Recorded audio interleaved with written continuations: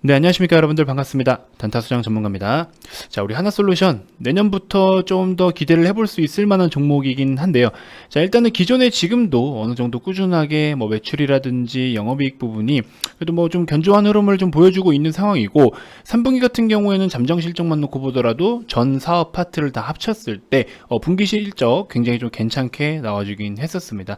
그래서 전체적으로 이제 올해 영업이익 기준으로 했을 때 작년 영업이익 같은 경우에는 최종적으로 378억 원 정도 기록을 했었는데, 올해 들어서 이제 일단 잠정치와 또 추정치를 합산을 했을 때 대략적으로 한 670억 원대를 좀 예상을 하고 있습니다. 그래서 약간 두 배에 못 미치는 정도 수준의 성장세를 좀 보여주는데요. 자, 꾸준하게 이렇게 성장세를 유지할 수 있는 그런 또 파트들이 있습니다. 사업 부분들이 좀 있기 때문에 그런 부분들도 우리가 같이 한번 좀 짚어볼 거고요. 어쨌든 또 미국 쪽에서 우리 바이든 당선인이 이제 내년부터 대통령 자리에 앉아서 정권이 교체가 되면 또 거기에 맞는 어떤 정책적인 수혜도 볼 수가 있겠죠. 여러분도 잘 알고 계시겠지만 어쨌든 우리가 이 종목을 또 어떻게 관리를 좀 해 나가야 되는지에 대해서도 같이 한번 코멘트를 좀 드릴 테니까요. 자, 본격적인 시작에 앞서서 여러분들 구독, 좋아요, 알림 설정부터 한 번씩 꼭 부탁드리겠습니다. 자, 하나솔루션의 일봉 차트입니다. 뭐 매번 말씀을 드리지만 바닥으로부터 굉장히 또 좋은 시세를 내준 건 사실이고요. 자, 어쨌든 뭐 분기 실적으로만 놓고 보더라도 또 앞으로 어떤 미래 먹거리라든지 앞으로 나가야 될 어떤 정책적인 부분이라든지 여러 가지가 좀 다 반영이 된 것 같아요. 그래서 일단은 실적만 놓고 보시더라도 이번 3분기에 대한 잠정 실적 또한 굉장히 서프라이즈 하죠. 그래서 영업이익면도 굉장히 많이 개선이 되기도 했었고, 그래서 이번에 사실 우리 태양광 쪽도 태양광 쪽인데 케미칼 쪽도 굉장히 괜찮았어요. 그래서 같이 좀 성장을 보여주기도 했었고, 리테일 쪽은 사실 조금 부진한 부분이 있지만 어쨌든 리테일을 제외하고 케미칼이나 첨단 소재 태양광 쪽은 그래도 좋은 성과가 좀 나타나 주었습니다. 제가 이제 리포트의 그래프를 좀 캡처를 해 왔는데요. 자, 여기 보시면 케미칼 부분의 이제 매출 기준입니다. 매출액 기준으로 살펴보면요, 내년에 이제 케미칼 쪽에서는 어떤 적정 수준의 어떤 수치를 계속 보여줄 것으로 전망을 좀 하고 있는 상황인데, 밑에 보시면 이제 태양광 쪽에서, 그렇죠? 태양광 쪽에서 그래도 내년 말까지 해가지고 좀 꾸준한 어떤 성장세를 좀 예상을 하고 있다라는 건데, 지금 이게 일단은 물론 중간중간에 어떤 변동성은 보일 수가 있겠죠. 단순 지금으로는 추정치와 또 컨센서스 기준이기 때문에 조금 변동은 있을 수 있겠지만, 특별히 내년 하반기에 뭔가 이렇게 조금 더 어떤 인상 깊은 어떤 매출을 좀 보여줄 수 있는 상황인데, 아무래도 이런 부분은 이제 증권사 쪽에서도 이거를 이제 평가를 하기를 2021년 같은 경우에는 이제 화학 업종의 최선호주로 이제 유지가 될 것으로 전망을 하고 있다라고 합니다. 그래서 이제 국내 1위의 어떤 태양광 사업자 지위와 또 이제 해외 주력 시장에서 상위 사업자의 프리미엄을 좀 부여받으면 아무래도 적정 주가는 지금에 대비해서도 또 굉장히 업사이드가 열려 있다라고 표현을 좀 하고 있는 상황인데, 또한 2025년까지 했을 때 태양광과 수소 이쪽의 연계의 어떤 신재생 에너지 로드맵을 좀 보유를 하고 있다라고 합니다. 그래서 이런 부분들 때문이라도 우리가 지속적으로 좀 긍정적으로 바라보기에 좋은 종목이다라고는 생각은 듭니다만, 어쨌든 지금 증권사 쪽에서 취급하는 컨센서스를 좀 살펴보면요, 6만원대의 어떤 가격을 좀 이야기를 하고 있기도 합니다. 자, 대부분 다 6만원대죠. 6만, 평균적으로 보면 6만 2천원대긴 하지만 이번 달에 11월 달에 리포트가 올라온 것들 기준으로 했을 때는 살펴보시면 대부분이 뭐 6만원에서 6만 5천원 사이가 나와 있습니다. 여기도 6만 6천원도 있네요. 이렇게 해서 어쨌든 6만원대를 바라보고 있는데, 그거에 비하면 지금 대략적으로 한 30%에서 34% 정도 저렴한 단가이긴 하죠. 그래서 이런 추정치가 사실상 여러분들이 크게 좀 착각을 하시는 부분들도 있는데, 적정 주가라는 거는요, 지금 현재 기준으로 했을 때 어떤 미래에 대한 프리미엄이나 앞으로 사업에 대한 방향성, 업종에 대한 어떤 그런 방향성, 이런 것들을 다 계산을 해서 컨센서스를 정하게 되는데, 지금 이게 중간에 어떤 사업이 변동이 생긴다라고 하면은 또 얼마든지 변할 수가 있겠죠. 하향 조정될 확률도 있는 거고, 그래서 이런 부분들이 절대값은 아니다라는 겁니다. 그래서 많은 분들이 또 크게 오해하시는 부분들도 있습니다. 적정 주가가 저건데 못 갔네? 저렴하네? 이렇게 생각하실 수가 있는데요.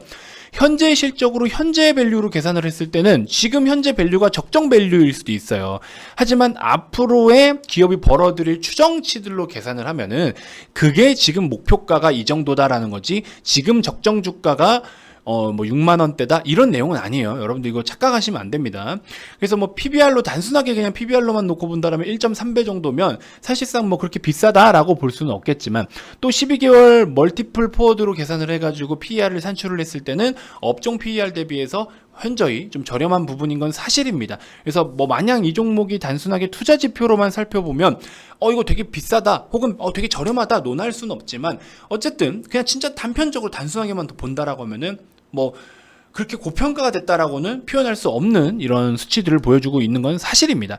그래서 어쨌든 지금 같은 경우에는 여러분들이 저런 컨센서스에 대한 목표치가 절대값이라고 생각을 하시고 지금 덥석 물어서 이렇게 막 다가가기에는 굉장히 좀 부담스러울 수 있다라는 겁니다. 그래서 그런 부분들 반드시 좀 인지를 해 주셨으면 좋겠습니다. 일단은 약간 테마적으로 엮으면 여러분들도 잘 알고 계시겠지만 어쨌든 뭐 이제 바이든 대통령 당선을 통해서 태양광 쪽에 그리고 그린 뉴딜 쪽에서 이제 전망이 맑다라고 좀 표현을 많이들 해주시고 있는데 어쨌든 이런 주요 국가들 뭐 코로나 이후에 대부분의 주요 국가들에서 친환경적인 이 정책은 계속해서 좀 강화가 되고 있는 건 사실입니다. 그러면서 이런 신재생 에너지로 전환이 굉장히 빨라지고 있고 이런 태양광의 구조적인 수요 성장이 또 기대가 되는 부분들도 있고 기존의 이런 제조업들의 밸류에이션을 적용받던 글로벌 태양광 업체들의 주가가 전체적으로 다시 한번 어떤 재평가를 받고 있는 그런 상황들이 보여지고 있는데 그런 앞으로 모멘텀이 밝은 이런 업종 중에 하나고 그 중에서 또 하나솔루션도 해당이 되는 부분이 있다라는 겁니다. 그래서 이런 부분들까지 다 선반영이 돼서 이런 컨센서스의 어떤 적정 주가를 산출을 한 거니까 요거 잘 여러분들이 구분을 좀 해 주셨으면 좋겠습니다. 자, 아무튼 지금 주가적인 측면은 사실 뭐 목표 주가가 6만 원대라고 하더라도 조금 솔직히 말씀드리면 기술적으로는 부담스러운 부분이 없지 않아 있습니다. 그래서 지금은 우리가 월봉으로 좀 살펴보면요. 앞전에 최고치가 5만 7천 원 부근이지만 사실 5만 7천 원이라는 단가는 월봉 기준으로 했을 때 윗꼬리를 만들면서 이렇게 만들어준 거기 때문에 순간적인 시세가 아니었나라는 생각이 듭니다. 어쨌든 5만 원 정도, 5만 원에서 5만 한 2, 3천 원 정도가 되는 요런 밸류, 요런 단가에는 일단 월봉 기준으로 저항을 좀 받는 모습을 좀 보여주고 있어요. 그래서 대략적으로 우리가 월봉 기준으로 해서 기술 분석을 한다라고 하면 3만 5천 원에서 3만 6천 원 정도가 적정 단가이긴 한데 3만 5천 원이라는 시세까지 빠지면 굉장히 너무 많은 큰 폭의 하락을 보여주는 거죠. 그래서 저라면요.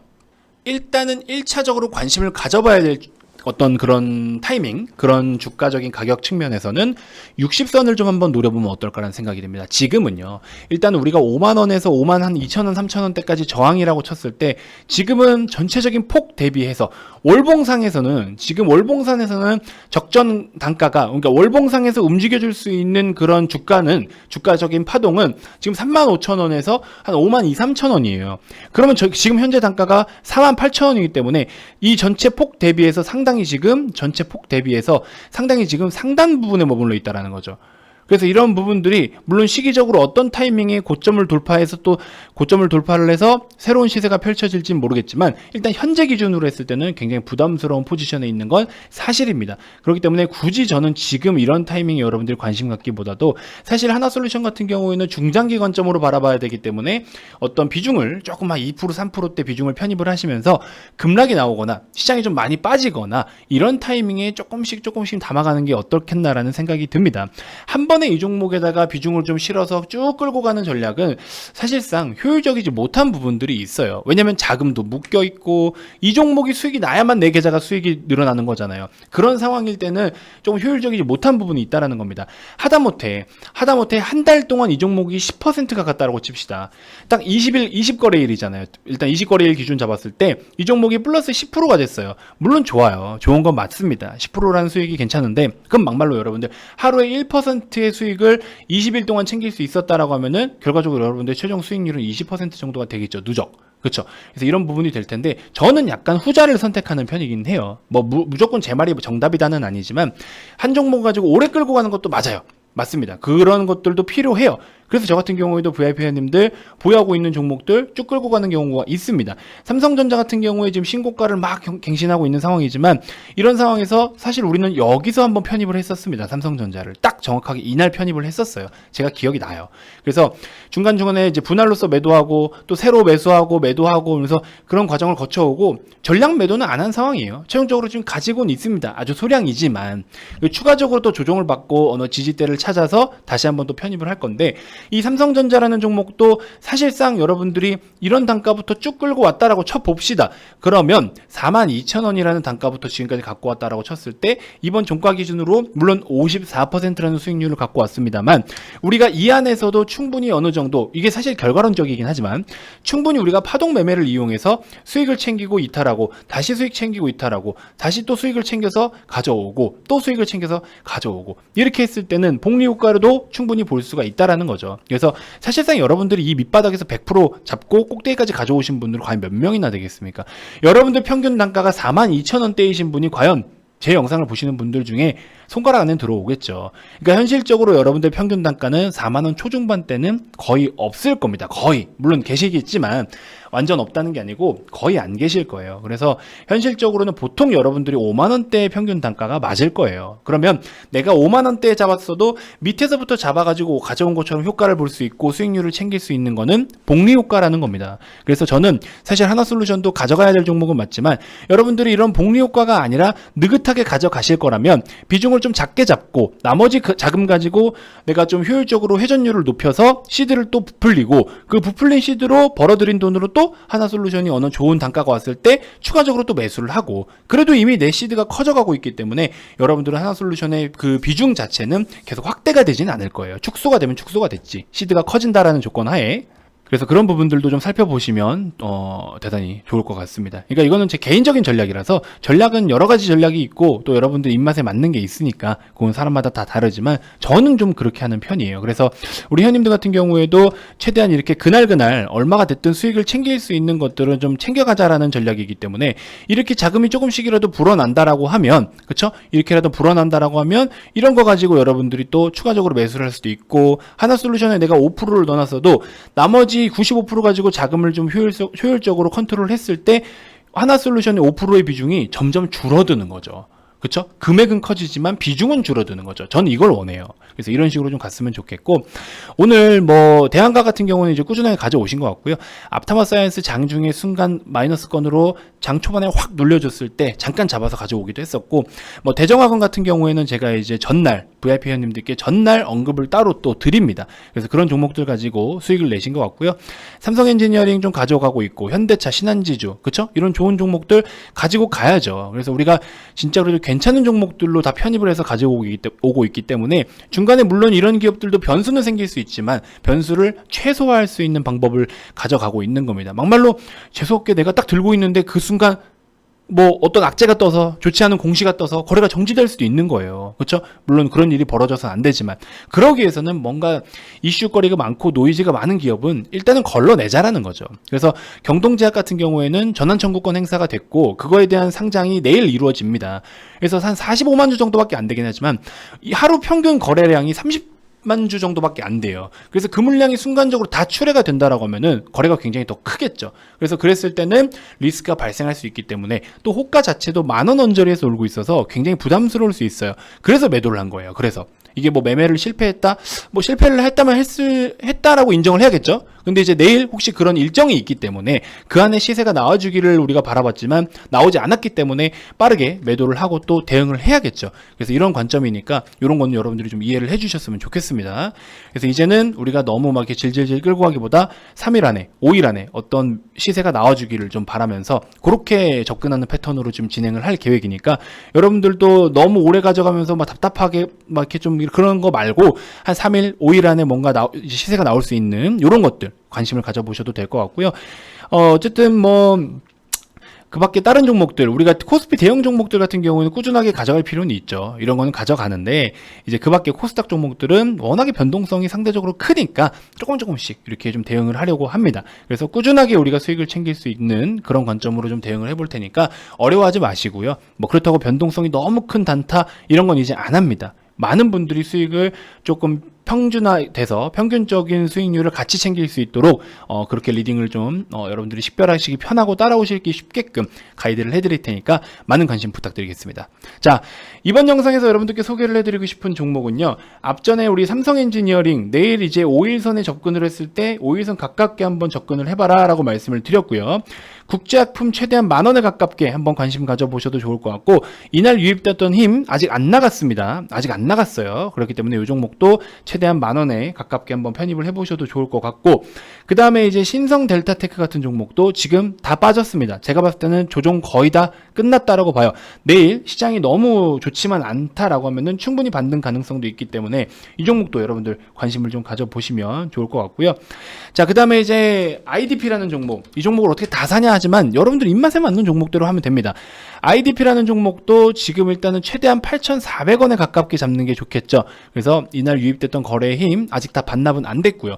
8,350원에서 8,400원 라인이 대략적으로 아주 중요한 지지점이 될 것 같습니다. 21선도 같이 이 가격대이기 때문에 겹 지지가 될 것 같아요. 이중 지지가 될 것 같으니까 일단 기준 가격은 8,350원인데 플러스 마이너스로 여러분들 한번 편입을 해보시면 될 것 같고, 참고로 이 IDP라는 종목 같은 경우에는 11월 24일 날 그 보유예수 물량이 풀립니다. 그렇기 때문에 여러분들이 23일까지만 보유를 하셔야 되는 거예요. 23일에는 최종적으로 매도를 다 하셔야 되는 겁니다.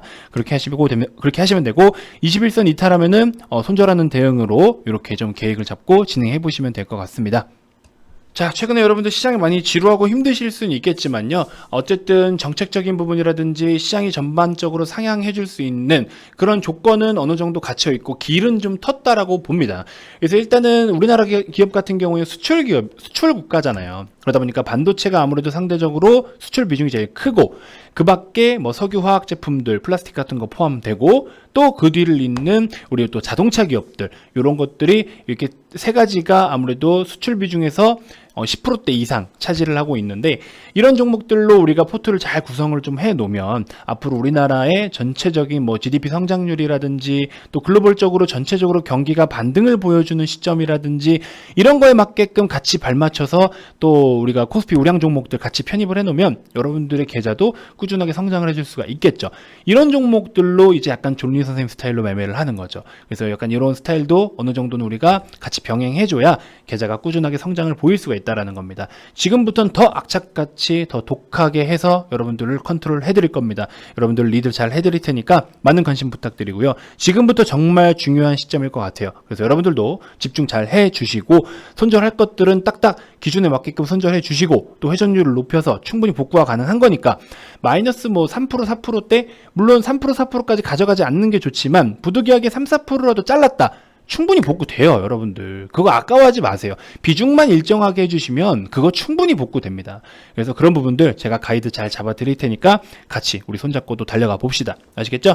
자, 가입 문의 많이 주시고요. 가입 관련돼서 추가적으로 더 궁금한 게 있으신 분들은 아래 이 번호로 성함만 문자로 발송을 해주시면 됩니다.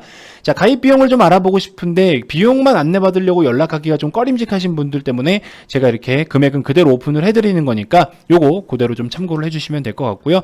뭐 이거 외에 일체 또 추가적인 비용은 없습니다. 여러 가지 제가 교육 자료들을 드린다고 하고 또 뭐 검색식도 드리고 하는데, 이런 것들 가지고 뭐 비용을 더 받는다, 그런 양아치 짓은 하지 않습니다. 항상 정직하게 여러분들 옆에서 리드를 해 드릴 테니까 많은 관심 부탁드리고 함께 있으면 좋겠습니다. 자, 가입 문의 많이 주시고요. 다음 영상에서 추가적으로 더 여러분들께 좋은 정보 제공해 드리도록 하겠습니다. 자, 지금까지 단타수장 전문가였습니다. 고맙습니다.